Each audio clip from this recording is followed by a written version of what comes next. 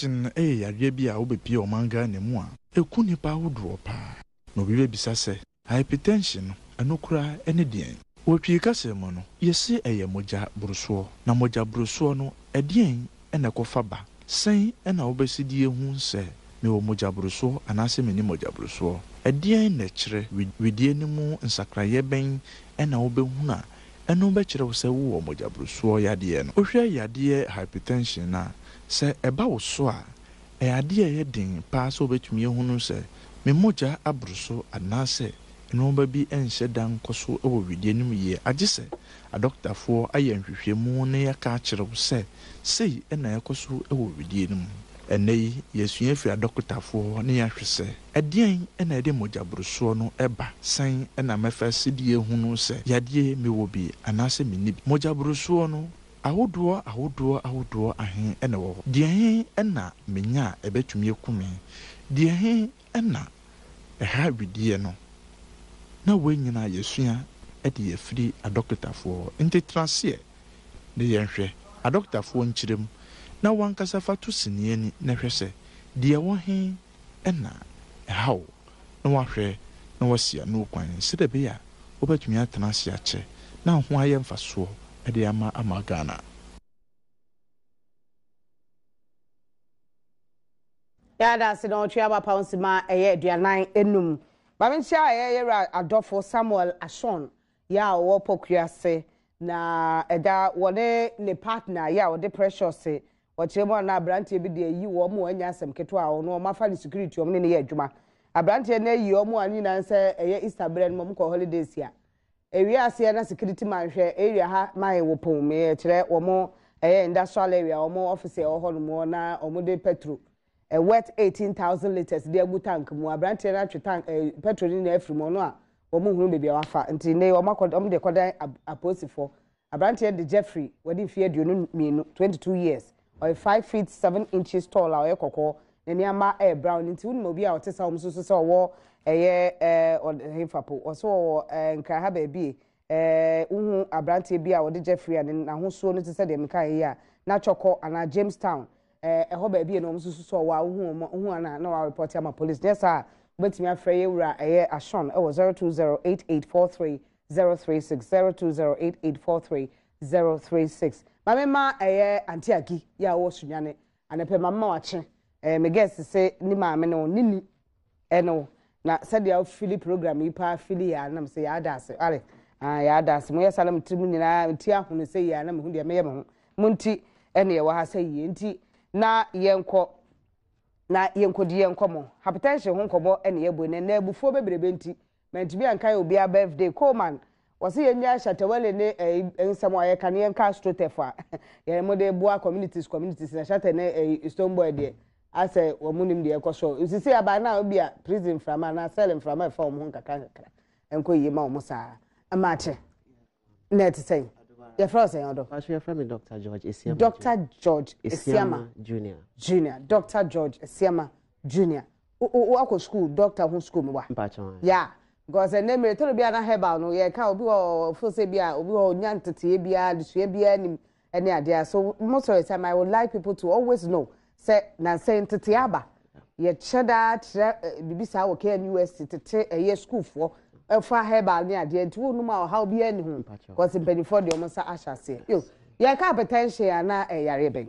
Okay, me da se mpacho de edi kan no me de so C4C wo mpacho an C4C me free C4C Homeopathic Hospital yeah Accra branch specifically na Accra minim se e wa denta Sakura baby yeah wa denta Sakura holm adenta Sakura SDA junction yes yo e ho na wo na de edi kan no me de enchia kese be ma obi biara a wo hwe na masaso de enchia kese asama C4C group of companies ni nyina ene ye penny Dr. Michael Kojo chairman boys are not paying me chia pa. Waba Ghana there.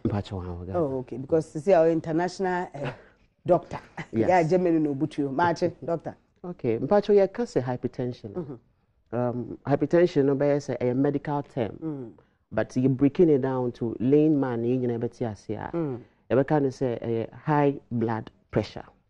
Naturally say moja akumano pompia. Moja efa capillaries no any tubes in my other part of the body no pressure ehia pressure kakra ehia force kakra de beko it is our force na moja no akoma no ba e push moja no eno at that time no ye measure na ekosro out of the normal range I nyina yenim na chese ayde ekosro moja broso and say pompo abnormal yes ye ni senke pompo ene moja broso ye say bia moja na adoso e wo within ti enkotwe bintu enti ejina akoma no so ejuma akoma ne ye no ti how akoma ne bo no who force na e dey pushy blood no efa tubes ni mu capillaries ni mu blood vessels ni ekọ bibia eno ekosro out of the normal range nyina yenim yeah normal range no sro de na say okay sro de no o de ba medical parliament ya friend systolic and na say no diastolic na systolic no gina homa pressure akoma no e pumping it is our force na akoma no de pumping no eno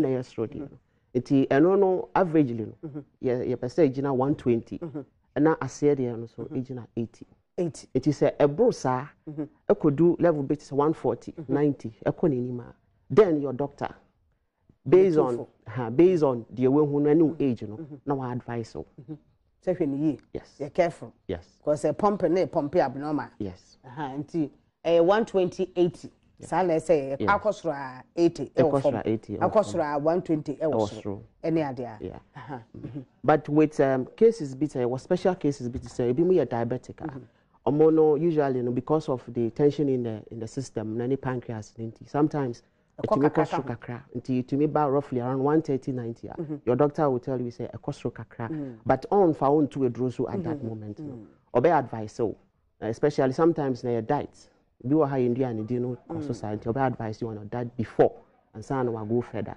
to see it say a case hypertension na say a moja ayde akoma na pompe na abroso more than the normal range na yenim then ekofaba okay that means you are talking about causes of hypertension. The edi kind no wetimi aka say you to me man exact cause but there are certain things apotokas me be kind say risk factors there may be a ekotwe sane man ba and na face so yare bi etimi ba yeso ekotwe sane man nti you group no into two we have the primary hypertension and a secondary hypertension now with the primary hypertension say na yin you can say be a primary is the basis nti primary hypertension nature say in terms of cause no stress a major factor. Stress is a major factor. And this current dispensation, no, who say and stress de. Thank you. Ejuma obiaye more than one. Yeah. Even one ni bi ohokra no a say we ejuma 9. Yes. Wa pon kra na oguso ejuma wuti. Thank you. Stress de nya. And me that say ozu oguso ejuma wuti. Thank you. Yes. Oh yes sir, what you are doing is what the pressure to akoma no so say one kasa was am akoma no pressure so on san push more pressure and find ejuma eti exerting pressure now dey to no so no e man e weak and on the primary level nti stress no explanation na metime dey am with the stress no say akoma no bossa no the na pressure no e kosoro no there were some hormones bi were your bloodstream my friend adrenaline no kosoro na increase pressure level so that means heart no ebe more to be able to push the blood the stress level no and na air cause adrenaline to rise in your bloodstream that will cause the pressure to go up and a secondary level no secondary level no conditions be yetimi enya based on say lifestyle something like CKD chronic kidney disease and a kidney diseases be an renal stenosis. Some of these conditions, the pressure, increase pressure now command one because with your kidney now, it produces some natural chemical, be a friend renin. This renin no, is very very important in the body. The iron is reduce maintaining the pressure. I will heart no. It's a command by a one renin no control no. Renin no control a command by one, but renin no sounds you too much our system anymore. Now. Introduce more of salts ama body no na increase pressure no it's one of the causes they be ban say too much intake of salt and also another factor in general semi breaking it down primary no a lifestyle and secondary no a conditions be and the hypertension hon ko bo ne ya say kanene na empadinfo and ne ya tetia ba nkola na ade nti den ne be yo ne ya prevent na se bia bakra na ye be den na atumi aboy ho ban na kofa sunsuaso because I sunsuaso bebre ye betim dia bre. Okay, na me that say the first of all, it's only your doctor. And obey me a diagnose who say why hypertensive. And I say omoja abroso. But the obey me I say it's advisable say obeko hospital on regular checkups because medical can say the symptoms no ensure papa until at least do certain age be severe and sign a body not start to say show signs. It's the best thing I be say all the time making sure say of the what do you call it health screening or health regular checkup a count budget to at the end of beginning of every year. That's one thing our Ghanaians exactly, but say occasion be so there we can spend huge sum of money to say VGM 4 million 2.5 fast way is carbon pa for course oh it is a basa then it means our body put on into stress and that is the lane the pressure the body now it lead you to other until you have to make sure so obey a regular checkup. Regular checkup is very, very important. Aside that, also you have to be careful with the ED. These days, in the anime, a lot of junks in our system.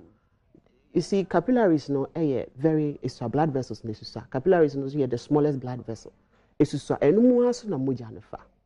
it is a more of the food that are junks, too much with oil now. It to me blockade capillaries no it's sino e san so to me man ye kese sorry e narrow no e man ye ketwa it ye ketwa pressure na akoma no airborne so ye no also ye more okay enti eduane na ye de no play a role in the ye invite hypertension and blood pressure no so we should be careful and circumspect with what we eat very, very important to regular checkup.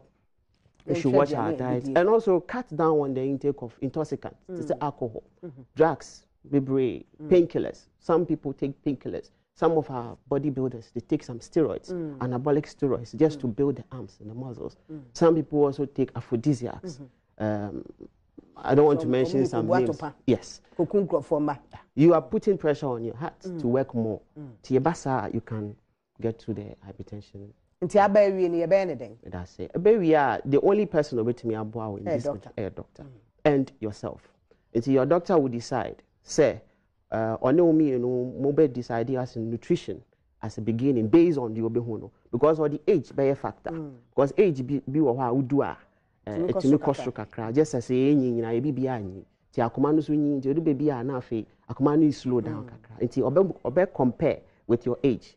Now answer na compare biom with onyoma way your lifestyle until you take a history which every doctor will do or take a history of a family yourself and our symptoms in kiti bia unhu dan ebi wo ha na ni so chino ebi to the extent say osori anopa no wan so bibi mo better form you call it vertigo ache say wunya blackout kakra obi so wo ha osori a ose ne kon echi and ne kon ankasa and in the shoulders until with this no doctor and be take all these symptoms into perspective now if we decide with you say we na wasa or you say na wasa or but basically you need a lot of stress. No C4C me sure some more enura mutumi de boa na. Yes, C4C to me boa with all conditions, especially with this hypertension very, very serious that yeah time in akwenya to come on television na ye kasa we want to talk about so one hwe ho dra anya the better media about our system yet bebre say oh when other no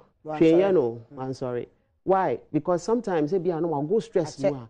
It's a silent killer. Another nickname for it. Okay, Oba C4C, C4C betumi aboa no. Your various ways I betumi aboa aside giving you medication also. You to me arrange for counseling. You to me arrange for nutritionists. You to me one of them. The medication no is a different type of medication. Yes, right? C4C homeopathic medicine. Homeopathic medicine is different. It's not like the normal mainstream orthodox medicine. This is different and very effective because a heart. Until the end, we are just strengthening on the organ, and the heart is the organ and the pumping blood. It is all my heart more energy to work.